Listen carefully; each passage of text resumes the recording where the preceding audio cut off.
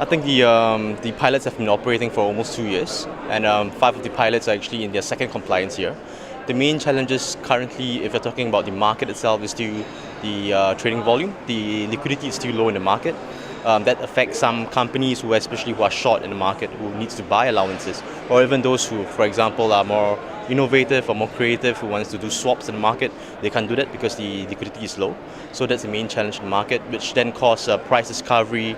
The price discovery in China on the pilots will then be weak as well because the liquidity is low, which causes the prices to fluctuate very violently. Like in Guangdong, for example, prices range from 20 yuan all the way up to 35 yuan within a span of 3 months, for example. Yeah, so that's the main challenge we have in China.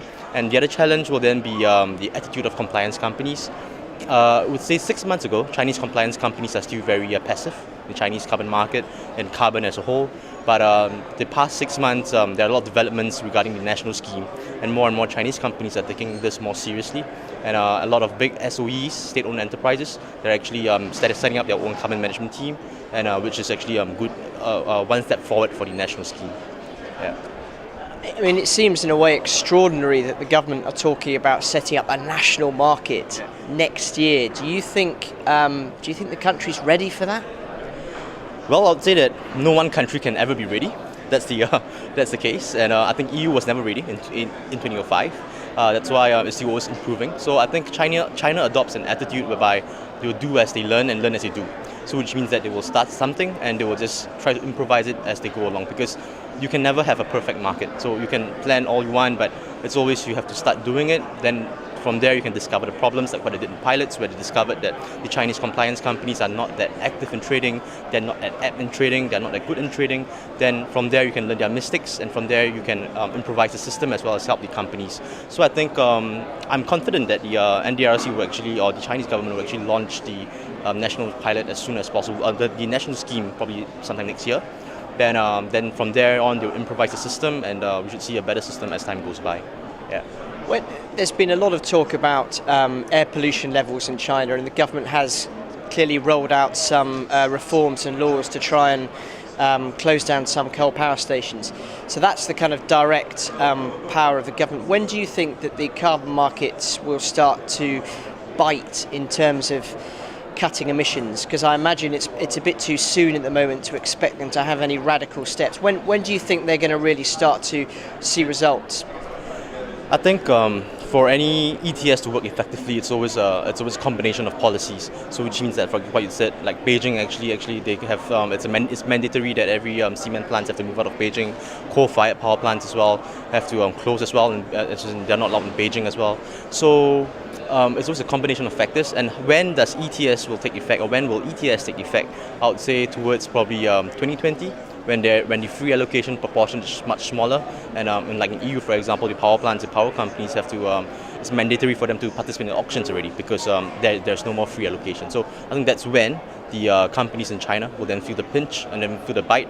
Then they will actually be involved in more long-term investments and cutting down the emissions, and therefore the ETS will then take its place in trying to control the emissions in China.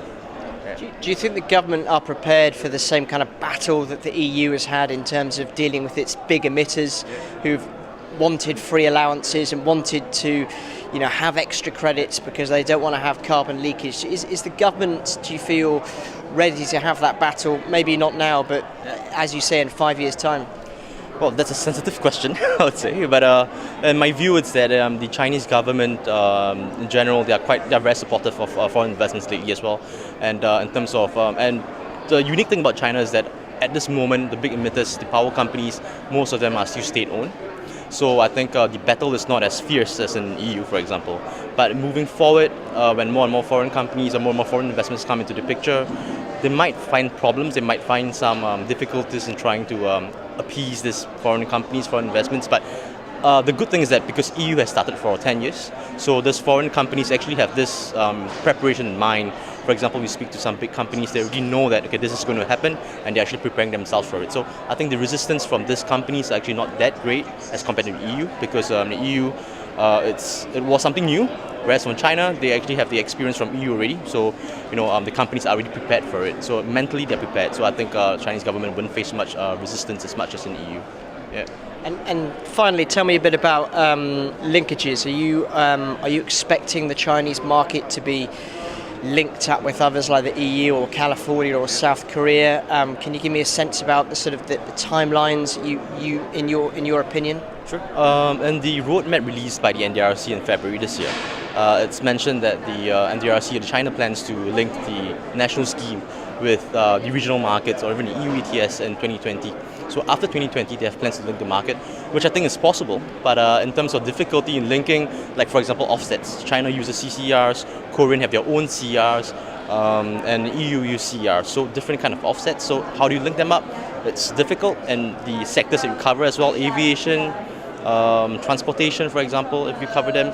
So different sectors that you're covering, the MRVs as well, and the offsets that you use, they're also different. So I think 2020 is the target for the Chinese government, but I think probably 10 years down the road, 2025 to 2030 would be a more realistic timeline. Yeah.